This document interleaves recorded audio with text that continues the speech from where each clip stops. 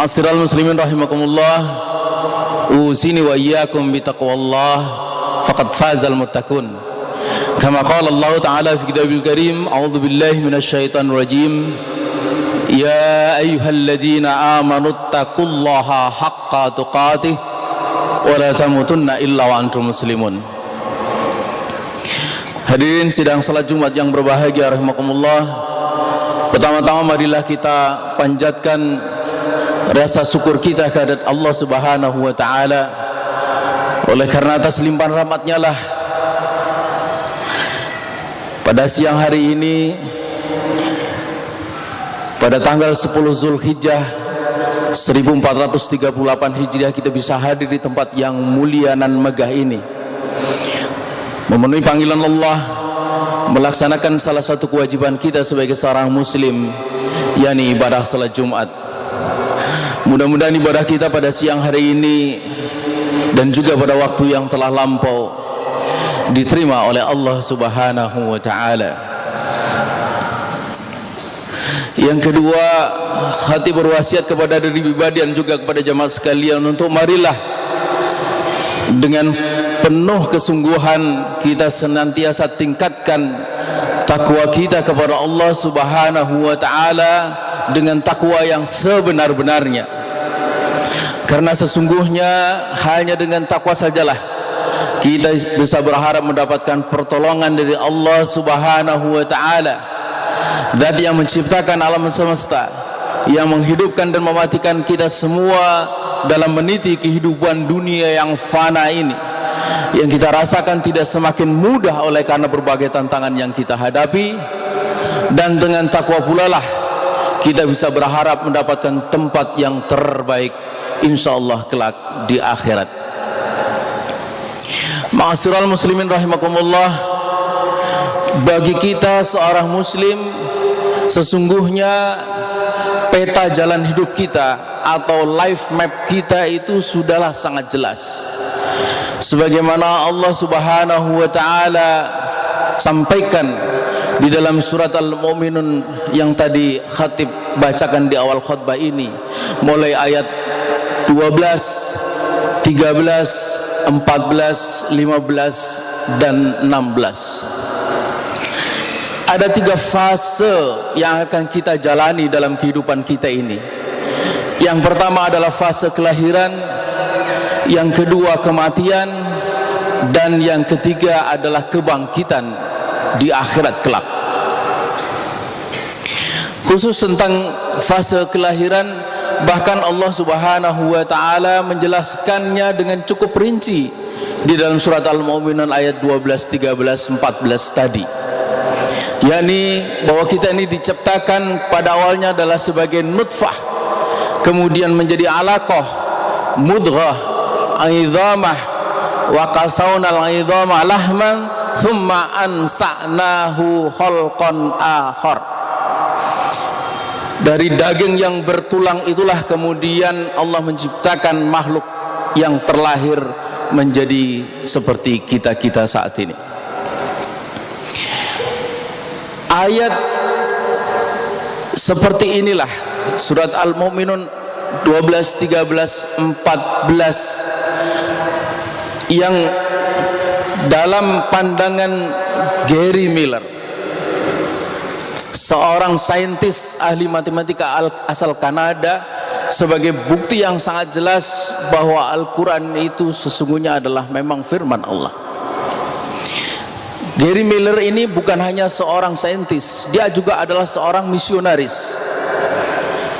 Pada tahun 1973, dalam usahanya untuk meyakinkan jamaahnya tentang kebenaran agama yang mereka peluk, yaitu agama Nasrani, dia melakukan riset panjang untuk mencari kelemahan Al-Quran. Apa yang kemudian dia dapatkan? Alih-alih dia mendapatkan kelemahan Al-Quran, yang justru dia dapatkan adalah kekuatan Al-Quran. Dalam risetnya itu, Gary Miller menjumpai atau membaca ayat 82 dari surat An-Nisa. Afala yatadabbaruna al-Quran, apakah engkau tidak mengkaji Al-Quran? tidak mentadaburi Al-Quran. Walau kana min indi ghairillah lawajadu fi ikhtilafan katsira. Andai Al-Quran ini bukan datang dari sisi Allah, niscaya engkau akan jumpai di dalamnya itu perselisihan yang banyak atau ikhtilaf yang banyak. Nah, Gary Miller, atau dalam pandangan Gary Miller, perselisihan Al-Quran itu bukan hanya antara ayat dengan ayat yang lain, tetapi antara ayat dengan sains modern. Nah, Gary Miller tidak menjumpai kedua-duanya. Dia tidak menjumpai di dalam Al-Quran ikhtilaf atau perselisihan antara satu ayat dengan ayat yang lain. Pun juga dia tidak jumpai perselisihan antara ayat Al-Quran dengan sains modern. Di antara buktinya adalah surah Al-Mu'minun ayat 12, 13, 14 itu, bahwa menurut ilmu kedokteran modern memang begitulah fase-fase pertumbuhan janin, mulai dari nutfah, alaqah, mudghah, idhamah. Jemaah sekalian, akhirnya Gary Miller ini pada tahun 1978, 5 tahun setelah melakukan riset panjang terhadap Al-Quran, alih-alih dia kembali kepada jamaahnya, yang terjadi akhirnya dia masuk Islam, merubah namanya menjadi Abdul Ahad Omar, karena dia sangat yakin bahwa Al-Quran itu adalah sungguh-sungguh firman Allah Subhanahu wa ta'ala. Jemaah sekalian, andai kita tidak membaca Al-Quran, kita tetap akan tahu bahwa kita ini akan mengalami fase yang pertama, kelahiran, dan fase yang kedua, kematian. Karena dia adalah fakta, siapapun akan lahir dan siapapun akan mati. Tapi kalau kita tidak membaca Al-Quran, kita tidak akan tahu kemana setelah kita mati. Kemana? Karena kita membaca Al-Quran dan kita sangat yakin bahwa Al-Quran itu adalah kalamullah atau firman Allah, maka kita menjadi tahu bahwa setelah kita mati nanti kita akan dibangkitkan oleh Allah Subhanahu wa ta'ala. Thumma innakum ba'da dzalika lamayitun thumma innakum yaumal qiyamati tub'atsun. Kemudian sesungguhnya kalian pada hari kiamat akan dibangkitkan. Dan karena itu kebangkitan di hari kiamat nanti adalah sebuah kepastian. Sebuah kepastian. Ini bukan seperti yang dibilang oleh ibu-ibu tokoh partai, dongeng atau ramalan masa depan. Bukan. Ini adalah sebuah kepastian.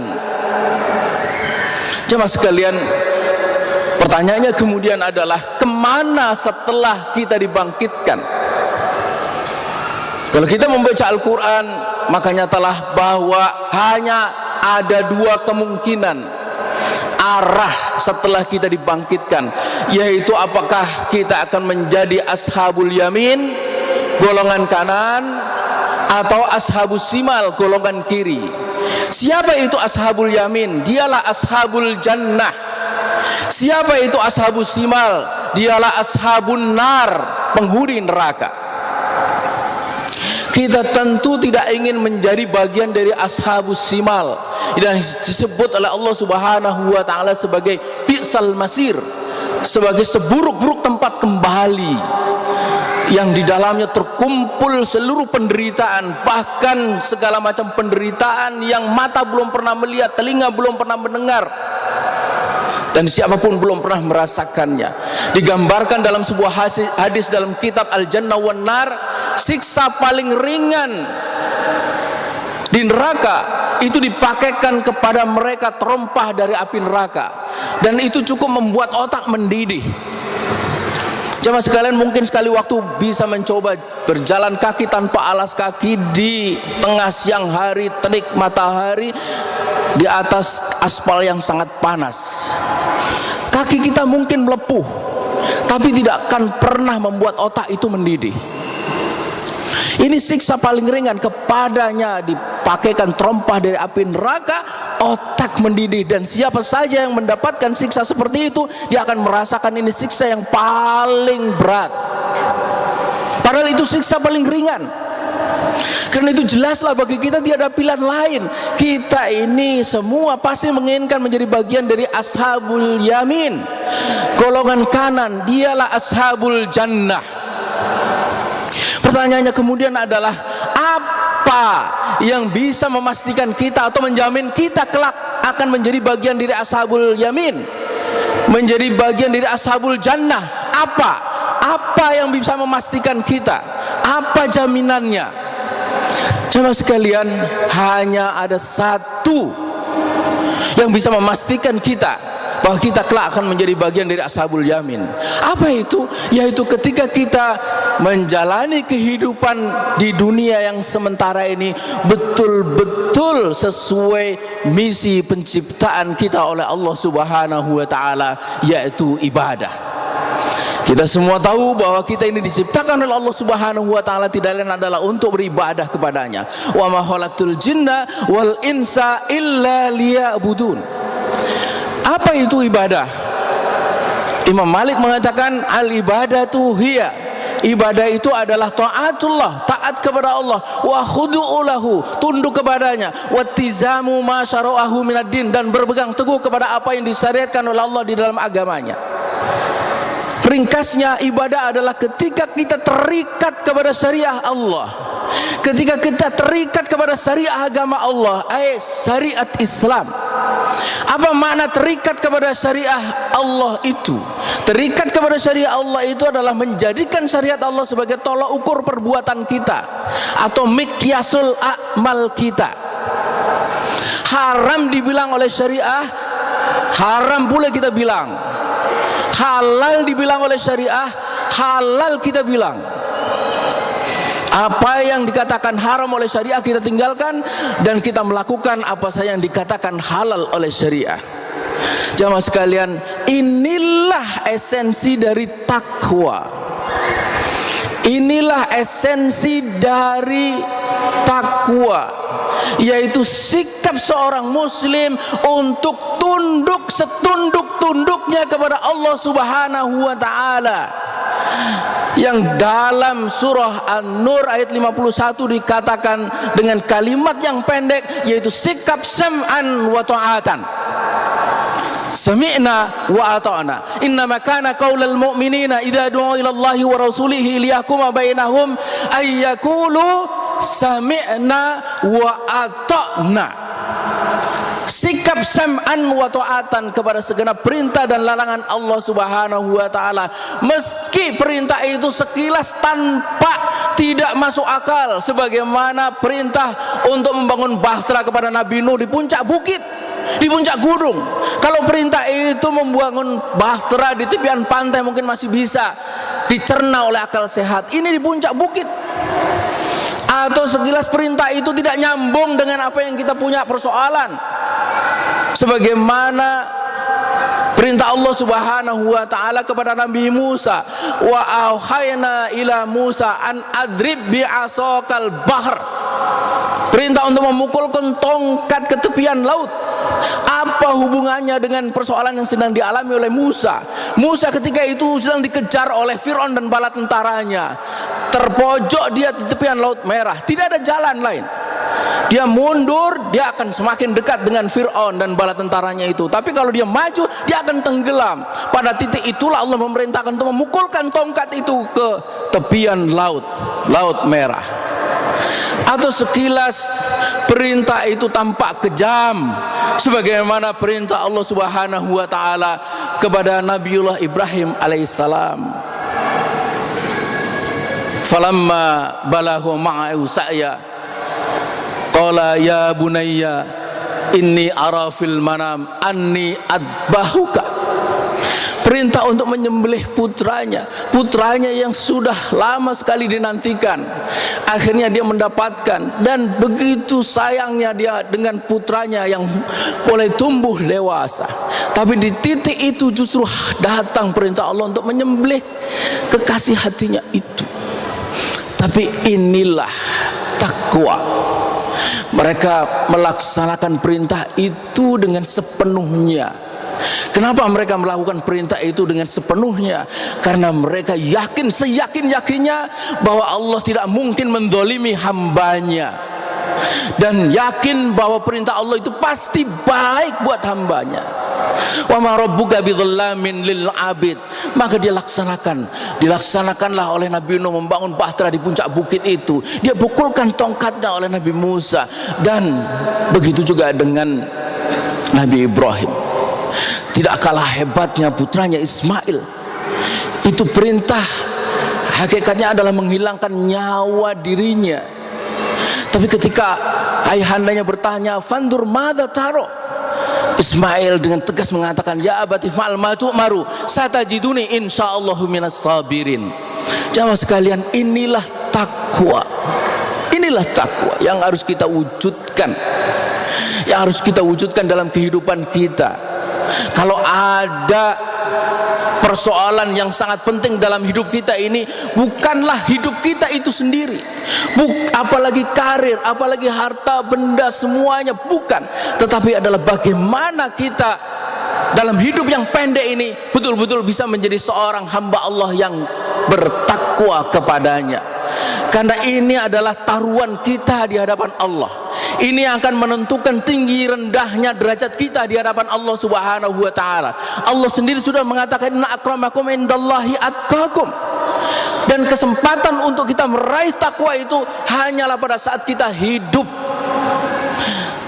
Ditambah dengan satu keyakinan bahwa hanya dengan bertakwa sajalah kita akan mendapatkan kebaikan dalam hidup yang sementara ini, mendapatkan keberkahan baik dalam kehidupan pribadi, kehidupan keluarga, pun dalam kehidupan bermasyarakat dan bernegara. Hanya pribadi yang bertakwa akan mendapatkan berkah dalam hidupnya. Hanya keluarga yang bertakwa yang akan mendapatkan berkah dalam kehidupan keluarganya. Pun begitu, hanya masyarakat dan negara yang bertakwa yang akan mendapatkan berkah dari Allah Subhanahu wa taala. Walau anna ahlal qura amanu wattaqau la fatahna alaihim barakatim minas sama'i wal ard. Allah berjanji, andai penduduk sebuah negeri itu beriman dan bertakwa, maka niscaya akan dibukakan keberkahan dari pintu langit dan bumi. Jamaah sekalian, oleh karena itu, kalau ada cinta kepada negeri ini, maka cinta itu cinta itu yang selayaknya adalah diwujudkan dengan kita membawa negara dan bangsa ini ke arah bangsa dan negara yang bertakwa.